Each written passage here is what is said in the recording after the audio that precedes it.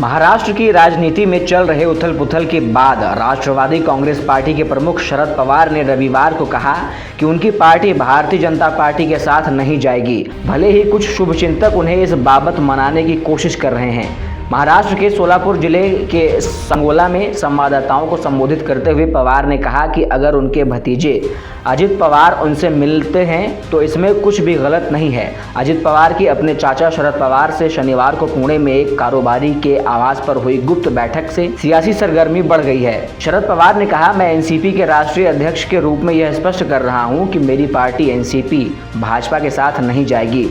Bharatiya Janata party के साथ कोई भी जुड़ाव राकांपा की राजनीतिक नीति में फिट नहीं बैठता है। अजित पवार ने पिछले महीने शिवसेना भाजपा सरकार में उप मुख्यमंत्री पद की, जबकि उनके गुट के 8 अन्य राकांपा विधायकों ने मंत्री पद की शपथ ली थी।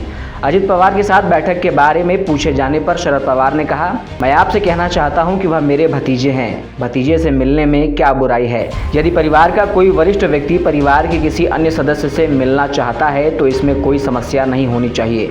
अगर अजित पवार मुझसे मिलने आते हैं तो इसमें कुछ भी गलत नहीं है। हम छिप कर नहीं मिलते।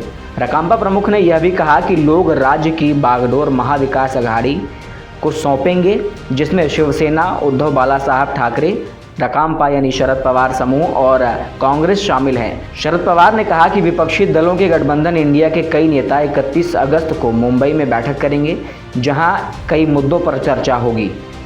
मतदान देण्याचा प्रसंगी त्यावेळेला योग्य निर्णय घेतले। असं इथे आमचं स्वच्छ मत असं आहे, म्हणजे एकत्र आम्ही असो किंवा होतो किंवा पुढे होऊ, पण हे सगळे होताना भाजप ही विचारधारा आमच्या चौकशीत बसत.